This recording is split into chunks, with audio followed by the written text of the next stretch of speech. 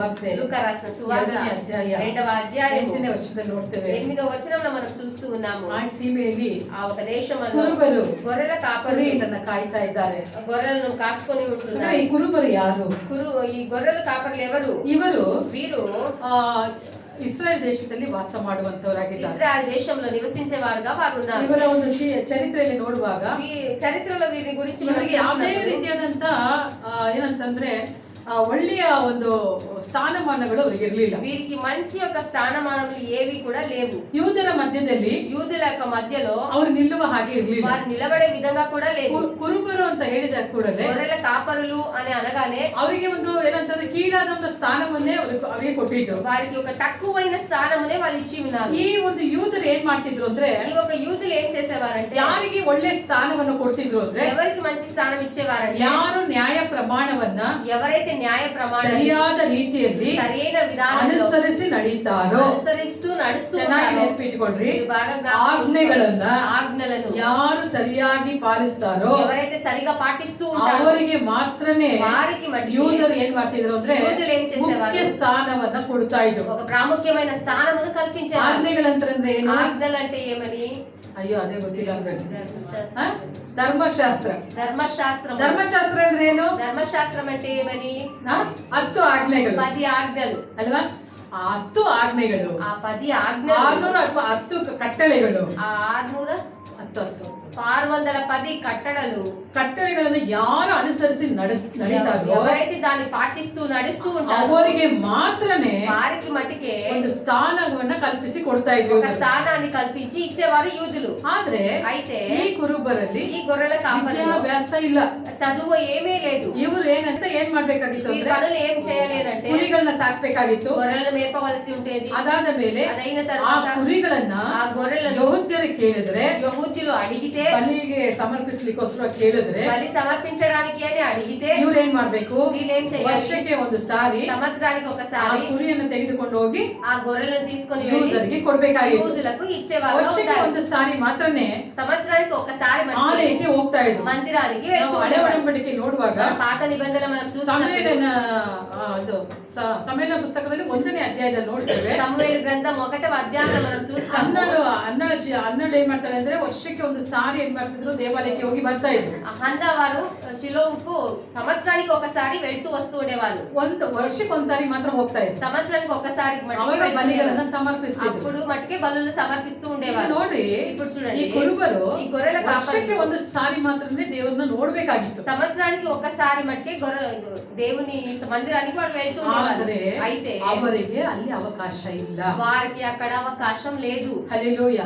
ವರ್ಷ ಪೂರ್ತಿ సంవత్సరం మొత్తము కష్టపడి ಕುರಿಗಳನ್ನ ಸಾಕ್ತಾ ಇದ್ರು. ఆ గొర్రెలను మేపుతూ ఉండేవారు. ಹೇಳ್ತಾ ಇದೆ, ఈ వాక్యం సెలవిస్తుంది, రాత్రి ಮಂದೆಯನ್ನ ಮೇಯಿಸ್ತಾ ఆ ಇದ್ರು. మందను కాచుకొని ఉన్నారు. ರಾತ್ರಿಯಲ್ಲಿ ಮಂದೆಯನ್ನು ಮೇಯಿಸುವಂತ ಅಗತ್ಯತೆ ಇದೆಯಾ? అయితే రాత్రి పూట మందలను మేపవలసిన అవసరం ఉందా? ಇಷ್ಟು ರಾತ್ರಿ ಇವರು ನಿದ್ರೆ ಇಲ್ಲದೆ అయితే ఎన్ని రాత్రి నిద్ర లేకుండా వాళ్ళు ఉండేవారు. ಹೇಗೆ ವರ್ಷ ಪೂರ್ತಿ ಆ ಒಂದು ಕುರಿಯನ್ನ ಕಾಪಾಡ್ತಾ ಇದ್ರು? ఏ విధంగా సంవత్సరం మొత్తంగా వారు ఆ గొర్రెలను కాపాడుతూ ఉండేవారు? ದೇವರ ವಾಕ್ಯದಲ್ಲಿ ನೋಡ್ತೇವೆ. ఎందుకంటే దేవుని వాక్యంలో మనం చూస్తూ ఉన్నాము, ಒಂದು ಬಲಿಯನ್ನ ಅರ್ಪಿಸಬೇಕಂದ್ರೆ ఒక బలిని సమర్పించాలి ಆ ಕುರಿಯಲ್ಲಿ ఆ ఒక గొర్రె ಯಾವ ಲೋಪದೋಷವೂ ಇರಬಾರದು. ఏ లోపదోషములు కూడా ఉండకూడదు. ಹಲ್ಲೆಲೂಯಾ. ಲೋಪದೋಷಗಳು ಇರಬಾರದು, లోపదోషములు ఉండకూడదు. ಅದಕ್ಕೋಸ್ಕರವಾಗಿ అందుకొరకు అనే ಕುರುಬರು ಏನ್ ಮಾಡಿದ್ರು? ఈ గొర్రెల కాపరి ఏమి చేసేవారు? ಹೊಂಡದಲ್ಲಿ ಇಟ್ಟು ఒక లోయలో ఉంచి ಅದನ್ನ ಭದ್ರವಾಗಿ ಕಾಪಾಡ್ತಾ ಇದ್ರು. దాన్ని భద్రంగా కాపాడుతూ ఉండేవారు.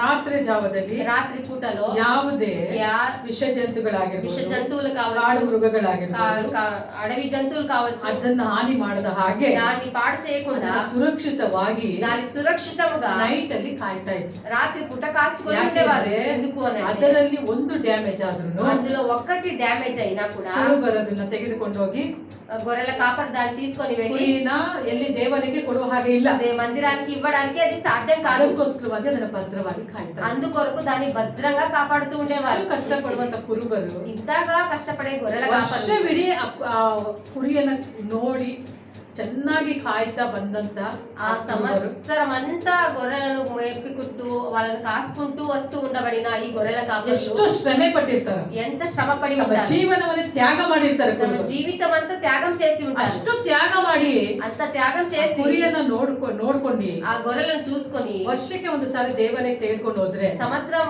ఒక్కసారి మందిరానికి తీసుకొని వెళ్తే ಆ ದೇವಾಲಯದ ಒಳಗಡೆ ఆ మందిరపు లోపల ಅವರಿಗೆ ಪ್ರವೇಶ ಇರ್ತಿಲ್ಲ. వారికి ప్రవేశం అనేదే ఉండదు. ಹಲ್ಲೆಲೂಯಾ.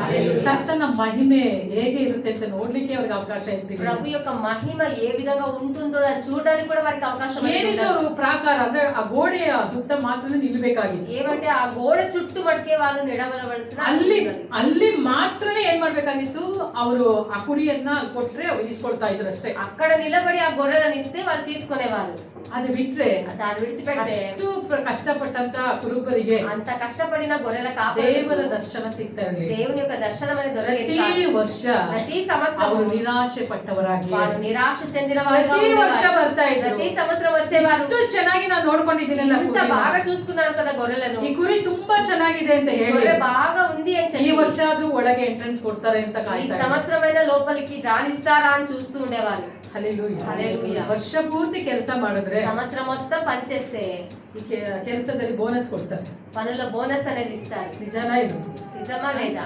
ವರ್ಷ ಪೂರ್ತಿ ಕೆಲಸ ಮಾಡಿದ್ರೆ సంవత్సరం మొత్తం పనిచేస్తే ಇನ್ಕ್ರಿಮೆಂಟ್ ಕೊಡ್ತಾರೆ. ఇంక్రిమెంట్ అని ఇస్తారు. ಅದಕ್ಕೋಸ್ಕರ ಓಡಿ ಕೆಲಸ ಮಾಡ್ತಾರೆ. అందుకొరకైనా పరిగెత్తి పనిచేస్తారు. ಪಾಪ ಕುರುಬರು అయితే గొర్రెల ರಾತ್ರಿ ಎಲ್ಲ ಕೆಲಸ ಮಾಡಿ రాత్రి అంతా కూడా పనిచేస్తూ ఉంటారు. ನಮ್ಮನ್ನ ಮೆಚ್ಕೊಂಡಾದ್ರೂ ದೇವಾಲಯದೊಳಗೆ ಬಿಡ್ತಾರೇನೋ ಅಂತ. మనల్ని మెచ్చుకొనైనా దేవాలయంలోనికి రాణిస్తారా అని చూస్తూ ಆದ್ರೆ ఉండేవారు. ಯೂದರು అయితే యూదులు ఏం చేస్తారంటే ಅವರ ಆಜ್ಞೆಗಳಿಗೆ ಮಾತ್ರನೇ ಯಾರು ವಿಧೇಯರಾಗಿರ್ತಾರೋ దేవుని ఆజ్ఞలకు మట్టుకే ఎవరు విధేయులుగా ఉంటారో ಅವರಿಗೆ ಮಾತ್ರನೇ ಉತ್ತಮ ಸ್ಥಾನವನ್ನು ಕೊಡ್ತಾ ಇದ್ದಾರೆ. వారికి మంచి స్థానాన్ని వాళ్ళు కల్పించేవారు. ಹಲ್ಲೆಲೂಯಾ. ಹಲ್ಲೆಲೂಯಾ. ಆದ್ರೆ ಇವರಿಗೆ ಇಲ್ಲ. అయితే వీరికి లేదు. ಆದ್ರೆ అయితే ಇದನ್ನ దీన్ని ಯಾರು ನೋಡಿದ್ರು ಅಂದ್ರೆ ఎవరు చూశారు ದೇವರು అంటే ನೋಡಿದ. దేవుడు చూశారు. ಹಲ್ಲೆಲೂಯಾ. హల్లెలూయా. ಯಾಜಕರು ಮತ್ತೆ ಯೂದರು ಬಿಟ್ಟು యాజకులు మరియు యూదులు విడిచిపెట్టి ಆಲಯದ ಒಳಗೆ మందిరంలో ಯಾರು ಪ್ರವೇಶ ಮಾಡುವ ಹಾಗೆ ಇಲ್ಲ. ఎవరు ప్రవేశింపకూడదు. ಅದರಲ್ಲಿ ಕುರುಬರಿಗೆ ಅಂತ ಪರ್ಮಿಷನ್ ಇರ್ಲೇ ಇಲ್ಲ. అందులో గొర్రెల కాపరి కంటే పర్మిషనే లేదు. ಇವರು ತಿರಸ್ಕರಿಸಲ್ಪಟ್ಟಂತವರು, వీరు తిరస్కరింపబడిన వాళ్ళు, ಇವರು ತಳ್ಳಲ್ಪಟ್ಟಂತವರು, వీరు త్రోసివేయబడిన వాళ్ళు, ದೂರದಿಂದಾದ್ರೂ ನಿಂತು ನೋಡ್ಲಿಕ್ಕೆ ಅವಕಾಶ ಇಲ್ಲದವರು, దూరం నుండి అయినా చూడడానికి కూడా అవకాశం లేనటువంటి వాళ్ళు. ದೇವರು ಏನ್ ಮಾಡಿದ అయితే దేవుడు ఏం చేశారు అంటే ಅದನ್ನ ನೋಡಿದ್ದ. దాన్ని చూశాడు. ಹಲ್ಲೆಲೂಯಾ. హల్లెలూయా. ಇವತ್ತು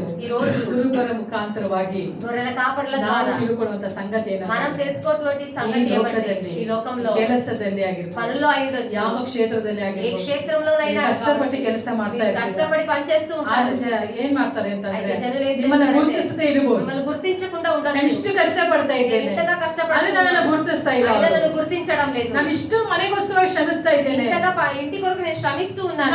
ನಾನು ಮಾಡ್ತಿರುವಂತ ಕಷ್ಟ ಏನಂತಾನೆ ಅವರಿಗೆ ಗೊತ್ತಾಗ್ತಾ ಇಲ್ಲ. చేస్తూ ఉండబడిన కష్టం ఏమనే వాళ్ళు ಮನೆಗೋಸ್ಕರ తెలుసుకోలేదు. ನಾನು ಇಷ್ಟು ತ್ಯಾಗ ಮಾಡ್ತಾ ಇದ್ದೇನಲ್ಲ, ఇంటి కొరకు నేను ఇంతగా త్యాగం ಆದ್ರೆ చేస్తున్నాను. ನನ್ನ ಮನೆಯವರಿಗೆ ನಾನು ಮಾಡ್ತಿರೋ ತ್ಯಾಗ ಗೊತ್ತಾಗ್ತಾ ಇಲ್ವಲ್ಲ. అయితే నా ఇంటి వాళ్ళ కొరకు నేను చేసే త్యాగం వాళ్ళకి తెలియడం లేదే. ಆದ್ರೆ ನನ್ನ ತಿರಸ್ಕರಿಸ್ತಾ ಬಿಟ್ಟಿದ್ದಾರೆ. అయితే నన్ను తిరస్కరించేశారే. ಆದ್ರೆ ಕರ್ತನು ಹೇಳ್ತಾನೆ, అయితే ప్రభు అంటూ ಈ ఉన్నాడు, ಲೋಕ ఈ లోకము ಕುರುಬರನ್ನ ತ್ಯಜಿಸಿತು, గొర్రెల కాపలు త్యజించేసింది. ಆದ್ರೆ ತ್ಯಜಿಸಲ್ಪಟ್ಟಂತ ಕುರುಬರನ್ನ ಹೇಗೆ ಆರಿಸಿಕೊಂಡನು, త్యజించబడిన ఆ గొర్రెల కాపలు ఏ విధంగా అయితే ప్రభు ఎన్నుకున్నారో, ಹೇಗೆ ಆ ಕುರುಬರಿಗೆ ನನ್ನ ಪ್ರತಿಭೆ ನನ್ನ ಮಹಿಮೆನ ತೋರಿಸಿದನು, ఏ విధంగా అయితే ఆ గొర్రెల కాపరులకు నా ఒక ప్రతిభను మహిమను నేను చూపించాను, ಹಾಗೆ ತ್ಯಜಿಸಲ್ಪಟ್ಟಂತ ನಿನ್ನ ಮೇಲೆಯೂ ನನ್ನ ಮಹಿಮೆನ ನಾನು ఆ ತೋರಿಸ್ತೇನೆ. విధంగా త్రోసివేయబడిన నీకు కూడా నాకు మహిమను నేను చూపిస్తాను అని ಹಲ್ಲೆಲೂಯಾ. హల్లెలూయా. ವಾಕ್ಯದಲ್ಲಿ ನಾವು ನೋಡ್ತೇವೆ, వాక్య భాగంలో మనం చూస్తూ ఉన్నాము, ನನ್ನ ಪ್ರಿಯಳೇ, నా ప్రియురాలా, ನೀನು ತ್ಯಜಿಸಲ್ಪಟ್ಟಂತ నువ్వు త్రోసివేయబడిన ನಗರ ಎಂಬುದಾಗಿ ನನಗೆ ಗೊತ್ತು. నగరము అని నాకు తెలుసు. ಹಲ್ಲೆಲೂಯಾ. హల్లెలూయా. ನೀನು ತ್ಯಜಿಸಲ್ಪಟ್ಟಂತ ನಗರ ಎಂಬುದಾಗಿ నువ్వు ಗೊತ್ತು. త్రోసివేయబడిన నగరం అనేది నాకు తెలుసు. ಹಲ್ಲೆಲೂಯಾ. హల్లెలూయా. ತಳ್ಳಿ ಹಾಕಲ್ಪಟ್ಟವಳು ಎಂಬುದಾಗಿ ಗೊತ್ತು. నువ్వు తిరస్కరింపబడిన దానవు అని తెలుసు. ಆದ್ರೆ ಇನ್ನು ಮುಂದೆ అయితే ఇక ముందు ನಿನಗೆ నీకు ನಾನು ಒಂದು ಹೆಸರನ್ನ ಕೊಡ್ತೇನೆ. నేను నీకు ఒక పేరుని ఇస్తున్నాను. ನೀನು ವಿವಾಹಿತಳಾಗಿದ್ದೀಯ. నువ్వు వివాహితురాలైంటున్నావు. ಹಲ್ಲೆಲೂಯಾ. ನೀನು ವಿವಾಹಿತಳಾಗಿದ್ದೀಯ. నువ్వు వివాహితురాలైంటున్నావు. ನೀನು ನನ್ನ నువ్వు నా ಮೊದಲಗಿದ್ದೀಯ. వధువు సంగమై ಹಲ್ಲೆಲೂಯಾ. ఉన్నావు. ಈ ಲೋಕ ನಿನ್ನನ್ನು ತ್ಯಜಿಸಬಹುದು, ఈ లోకము నేను ಆದ್ರೆ తిరస్కరించవచ్చు. ನನ್ನ ಮಹಿಮೆಯನ್ನು ಕೊಟ್ಟು అయితే నా మహిమని ನಾನು ನಿನ್ನನ್ನು ಮೊದಲಗಿತ್ತಿಯಾಗಿ ಮಾಡಿಕೊಂಡಿದ್ದೆ. నేను నిన్ను వధువు సంగముగా చేసుకొని ఉన్నాను. ನೀನು ನನಗೆ ಬೇಕಾಗಿದ್ದೀಯ. నువ్వు నాకు కావలసిన దానవుగా ఉన్నావు. ಇವನ ಇವತ್ತು ಯೂದರಿಗೆ ಬೇಕಾಗಿರೋದಿಲ್ಲ. ఈ రోజు యూదులకు కావాల్సి ఉండదు. ನಿನ್ನ ನಡೆಸುವಂತ ನಾಯಕನಿಗೆ ನೀನು ಬೇಕಾಗಿರೋದಿಲ್ಲ. నిన్ను నడిపించే నాయకులకు నువ్వు అవసరం లేదు. ಆದ್ರೆ ದೇವರು ಹೇಳ್ತಾ ಇದ್ದಾನೆ, దేవుడు అంటూ ನನಗೆ ನೀನು ಬೇಕಾಗಿದ್ದೀಯ, నాకు నువ్వు కావాల్సి ఉన్నావు. హల్లెలూయా. హల్లెలూయా. ಅನೇಕ ಕಡೆಗಳಲ್ಲಿ ಆಲಯಗಳಲ್ಲಿ ఈ రోజు చాలా మందిరాలలో ಅನೇಕ ಹಳ್ಳಿಗಳಲ್ಲಿ ನೋಡಬಹುದು, చాలా పల్లెటూర్లలో మనం చూస్తున్నాం. ಇನ್ನೂ ಸಹ ఇంకా కూడా ಏನು ಕೆಳಮಟ್ಟದ ಜಾತಿಗಳಿಗೆ ఇంకా తక్కువ జాతి కలిగిన ಆಲಯದಲ್ಲಿ ಪ್ರವೇಶ ಇಲ್ಲ. మందిరంలో ప్రవేశం అనేది లేదు. ಇನ್ನು ಕೆಳಮಟ್ಟದ ಸ್ಥಾನದಲ್ಲಿ ಇರೋರಿಗೆ, ఇంకా తక్కువ స్థాయిలో ఉండబడిన వాళ్ళకు, ಆ ಜಾತಿಯವರಿಗೆ ಬಂದು ಆಲಯಗಳಲ್ಲಿ ಪ್ರವೇಶ ಕೊಡೋದಿಲ್ಲ. ఆ జాతి వాళ్ళకు వచ్చేసి మందిరంలో ప్రవేశం అనేది ಆ కల్పించారు. ಜಾತಿಯವರು ಅದೇ ಜಾತಿಯಲ್ಲೇ ಒಂದು ಚರ್ಚನ್ನು ಓಪನ್ ಮಾಡ್ಕೊಳ್ಬೇಕು. ఆ జాతి వాడు ఆ జాతి కలిగిన చర్చిలలో వాళ్ళు ఓపెన్ చేసుకొని వాళ్ళ దేవుని ఆరాధించాలి. ಇವತ್ತು ಅದೇ ಪರಿಸ್ಥಿತಿಯಲ್ಲಿ ನಮ್ಮ ಭಾರತ ದೇಶದಲ್ಲಿ ಕ್ರೈಸ್ತ ಮಕ್ಕಳು ಹಾದಿ ಹೋಗ್ತಾ ಇದ್ದಾರೆ. ఈ రోజు కూడా భారతదేశంలో అలాంటి క్రైస్తవ బిడ్డలు వెళ్తూ ఉన్నారు. ಇನ್ನು ಜಾತಿ ಭೇದ ಅನ್ನುವಂಥದ್ದು ಅವರನ್ನು ಬಿಟ್ಟು ಹೋಗಿಲ್ಲ. ఇంకా జాతి భేదం అనేది వాళ్ళని విడిచిపెట్టి ಆಲಯಗಳಲ್ಲಿ ಜಾತಿ ಭೇದ ಹೋಗಿಲ್ಲ. ఈ రోజు మందిరాలలో జాతి భేదం అనేది వెళ్ళిపోలేదు. ಇವತ್ತು ಕೀಳು ಮಟ್ಟದ ఈ రోజు తక్కువ స్థాయిలో ಒಂದು ಜಾತಿಯವರು ಬಂದು ఒక జాతి వాళ్ళు వచ్చి ಕೊಡುವಂತ ఇచ్చేటువంటి ಒಂದು ಕಾಣಿಕೆಗಳನ್ನ కానుకలను కూడా ಎಲ್ಲಾ ದೇವಾಲಯಗಳು ಸ್ವೀಕರಿಸ್ತಾ ಇದೆ. అన్ని మందిరాలు స్వీకరిస్తూ ఉన్నాయి. ಆದರೆ అయితే ದೇವಾಲಯದಲ್ಲಿ ಮಾತ್ರ ಅವರಿಗೆ ಪ್ರವೇಶ ಇಲ್ಲ. మందిరంలో వారికి మటుకు ప్రవేశం అనేది ఇవ్వడం లేదు. ಹಲ್ಲೆಲೂಯಾ. ಹಲ್ಲೆಲೂಯಾ. ಇದು ಎಷ್ಟರ ಮಟ್ಟಿಗೆ ನ್ಯಾಯ? ఇది ఎంత మటుకు న్యాయంగా ಆದರೆ ఉంది? ಇವತ್ತು ಕರ್ತನು ಕ್ರಿಸ್ಮಸ್ ಮೂಲಕವಾಗಿ ತಿಳಿಸುವುದೇನಂತಂದ್ರೆ, అయితే క్రిస్మస్ ద్వారా దేవుడు తెలియపరచడం ఏమంటే, ಕೀಳು ಮಟ್ಟದಲ್ಲಿ తక్కువ స్థాయిలో ಕೀಳು ಮಟ್ಟದ ಜಾತಿಯಾಗಿ ನೀನಿರುವುದಾದ, తక్కువ స్థాయి కలిగిన ಅಲ್ಪ ಜಾತಿಯಾಗಿ ನೀನಿರುವುದಾದ, అల్పమైన జాతిగా నువ్వు ఉన్నా ಕರ್ತನು ಹೇಳ್ತಾನೆ, ప్రభు అంటూ ఉన్నాడు, ನಿನ್ನನ್ನು ಆಲಯದಲ್ಲಿ ತಿರಸ್ಕರಿಸಿರಬಹುದು, నిన్ను మందిరంలో తిరస్కరించి ನಿನ್ನ ఉండొచ్చు, ಆಲಯದ ಸೇವಕರು నీ ತಿರಸ್ಕರಿಸಲ್ಪಟ್ಟಿದ್ದಾರೆ. మందిరపు సేవకులు నిన్ను తిరస్కరించి ఉండొచ్చు. ಯಾರು ನಿನ್ನನ್ನು ತಿರಸ್ಕರಿಸಿದ್ರು, ఎవరు నిన్ను తిరస్కరించినా ನಾನು ಮಾತ್ರ ನಿನ್ನನ್ನು ತಿರಸ್ಕರಿಸುವುದಿಲ್ಲ. నేను మటుకు నిన్ను తిరస్కరించను. ఆమేన్. ಹಲ್ಲೆಲೂಯಾ. హల్లెలూయా. ನಮ್ಮ ದೇವರು ಬಂದು మన దేవుడు వచ్చేసి ಜಾತಿ ಭೇದವನ್ನು ಮಾಡುವಂತವನಲ್ಲ. జాతి భేదములు చేసే దేవుడు కాదు.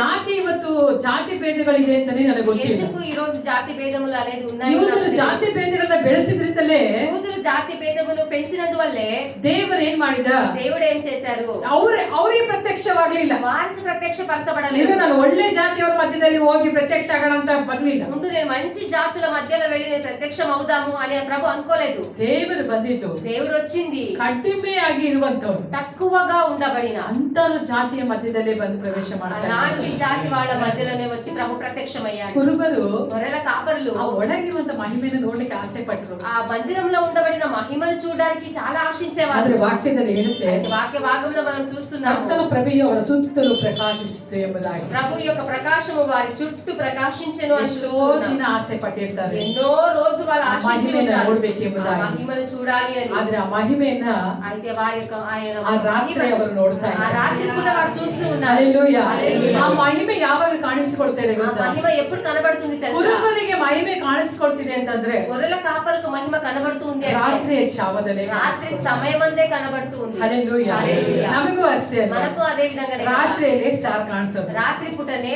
నక్షత్రములు కనబడుతూ ಹಗಲಿನಲ್ಲಿ ఉంటాయి, ಕಾಣಿಸೋದಿಲ್ಲ. పగటి పూట ಆದ್ರೆ కనబడదు. ಕುರುಬರ ಲೈಫ್ ಹೇಗಿತ್ತು ಅಂದ್ರೆ, అయితే గొర్రెల కాపర్ల యొక్క జీవితం ఏ ಅವರ విధంగా ಜೀವಿತ ఉండేది? ಕತ್ತಲೆ ಆಗೈತೆ. వారి జీవితం ಆ చీకటిమయంగా ఉండేది. ಕತ್ತಲೆಯಲ್ಲಿಯೇ ఆ చీకటిలో ಒಂದು ಮಹಿಮೆಯ ಪ್ರಕಾಶ మహిమా ప్రకాశం ಅಲ್ಲಿ ಕಾಣಿಸಲ್ಪಡುತ್ತೆ. అక్కడ కనబడింది. ಹಲ್ಲೆಲೂಯಾ. హల్లెలూయా. ಅಲ್ಲಿ ಒಂದು ಶುಭ ಸಂದೇಶ అక్కడ ఒక శుభ సందేశం. ಬಹಳವಾಗಿ ಎದುರ್ತಾ ಇದ್ದಾರೆ. చాలా భయపడుతూ ఉన్నారు. ಏನಿದು ಇಂಥ ಒಂದು ದೊಡ್ಡ ಬೆಳಕು. ఓ ఏం ఇంత గొప్ప మహిమ.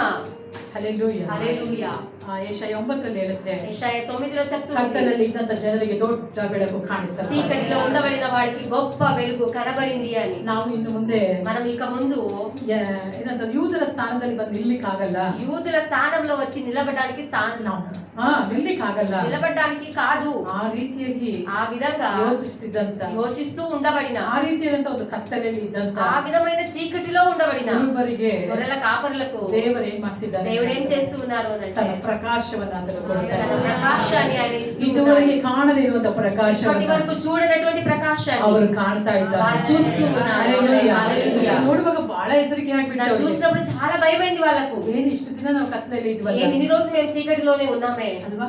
ಸಡನ್ ಆಗಿ వెంటనే ಸಡನ್ ಆಗಿ ದೇವ್ರು ಮಾಡಿದ್ದಾರೆ. సడన్ గా దేవుడు చేశారు. ನಿಮ್ಮ ಲೈಫ್ ಅಲ್ಲಿ ಹಾಗೆ, మీ జీవితంలో కూడా ఆ విధంగా ನಿಮ್ಮ ಲೈಫ್ ಅಲ್ಲಿ మీ జీవితంలో ಎಲ್ಲಿ ಕತ್ತಲೆ ಇದೆಯೋ ఎక్కడ చీకటి ఉందో ಅಲ್ಲಿ ಸಡನ್ ಆಗಿ ಕತ್ತಲು ಬೆಳಕನ್ನು ಕೊಡ್ತಾರೆ. సడన్ గా ప్రభు చీకటిని తీసి వెలుగునిచ్చే ಯಾವ దేవుడు. ಕ್ಷೇತ್ರದಲ್ಲಿ ಆದ್ರೂ ఏ ಪರವಾಗಿಲ್ಲ, క్షేత్రంలో అయినా సరే ಕತ್ತಲೆ ಇದ್ರೂನು ఆ చీకటి ఉన్నా కూడా ಪ್ರತಿಭೆ ಬರ್ಲಿಕ್ಕಿದೆ, ఒక ప్రకాశం రాలే, ಮಹಿಮೆ ಬರ್ಲಿಕ್ಕಿದೆ. మహిమ రాలే ఉంటుంది. ಹಲ್ಲೆಲೂಯಾ. హల్లెలూయా. ನಿನ್ನನ್ನ ಯಾರು ಕಡಿಮೆಯಾಗಿ ನೋಡಿದರೋ నిన్ను ఎవరు తక్కువగా చూస్తున్నారో ಅವರ ಮುಂದೆಯೇ వారి ఎదుటనే ಕಡಿಮೆಯಾಗಿ ನೋಡುವಂತ తక్కువగా చూసేటువంటి ಜನರ ಮುಂದೆಯೇ జనుల ఎదుటనే ಕರ್ತನು ನಿನ್ನನ್ನ ప్రభు నిన్ను ಒಂದು ಮಹಿಮೆಯನ್ನು ಕೊಟ್ಟು ఒక మహిమనిచ్చి ನಿನಗೆ ಪ್ರಕಾಶಿಸುವಂತೆ ಆತನು ಮಾಡುವಂತ ప్రకాశింపజేసే దేవుడై ఉంటున్నాడు. ಹಲ್ಲೆಲೂಯಾ. హల్లెలూయా. ಹೆದರಬೇಡಿರಿ ಎಂಬುದಾಗಿ ಹೇಳ್ತಾನೆ. భయపడకండి అని చెప్తూ ಅದಾದ ఉన్నాడు. ಮೇಲೆ ಹೇಳ್ತಾನೆ, అదైన తర్వాత ಮಹಾ అంటున్నాడు, ಸಂತೋಷವನ್ನು ಉಂಟು ಮಾಡುವಂತ ಒಂದು ಸಂಗತಿ ನಡೆಯಲಿದೆ. మహా సంతోషము కలిగిన ఒక సంగతి జరగబోతుంది. ನಿಮಗೆ ಒಂದು ಸಂತೋಷದ ಸುದ್ದಿಯನ್ನು ನಾನು ಹೇಳ್ತಿದ್ದೇನೆ. మీకు సంతోషకరమైన సువార్తమానమును తెలియజేస్తున్నాను. హల్లెలూయా. హల్లెలూయా. ಇದುವರೆಗೆ ఇప్పటి ನೀವು వరకు ಯೂದರಿಗೆ ದಾಸರಾಗಿದ್ದೀರಿ. మీరు యూదులకు దాస్యపు జీవితం కలిగి ఉన్నారు. ಯೂದರಿಗೆ ನೀವು ದಾಸರಾಗಿದ್ರಿ, యూదులకు మీరు దాసులుగా జీవించారు. ಆದ್ರೆ ನಿಮಗಾಗಿ ಒಬ್ಬ ರಕ್ಷಕನು ಹುಟ್ಟಿದ್ದಾನೆ. ఆయన మీ కొరకు ఒక రక్షకుడు జన్మించాడు. ಅವನು ఆయన ನಿಮ್ಮನ್ನು ವಿಮೋಚಿಸುವ ಆತನಾಗಿದ್ದಾನೆ. విమోచించేవాడై ఉంటున్నాడు. ಇನ್ನು ಮುಂದೆ ఇక ముందు ನೀವು ಅವ್ರ ಮುಂದೆ ಕೈ ಕಟ್ಟಿ ಕುಳಿತುಕೊಳ್ಳುವಂತ ಅಗತ್ಯತೆ ಇಲ್ಲ. వారి ఎదురు చేతులు కట్టుకొని నిలబడవలసిన అవసరం లేదు. ನಿಮಗೆ ಒಂದು ವಿಮೋಚನೆಯನ್ನು ಕರ್ತನು ಕೊಡ್ಲಿಕ್ಕೋಸ್ಕರವಾಗಿ మీకు ఒక విమోచన దేవుడు ఇవ్వడానికి ಆತನು ಈ ಲೋಕದಲ್ಲಿ ಹುಟ್ಟಿದ್ದಾನೆ. ఆయన ఈ లోకంలో జన్మించి ఉన్నాడు. ಆತನು ಯಾರಂತಂದ್ರೆ ఆయన ఎవరు అని అంటే ರಕ್ಷಕನು ಎಂಬುದಾಗಿ. రక్షకుడు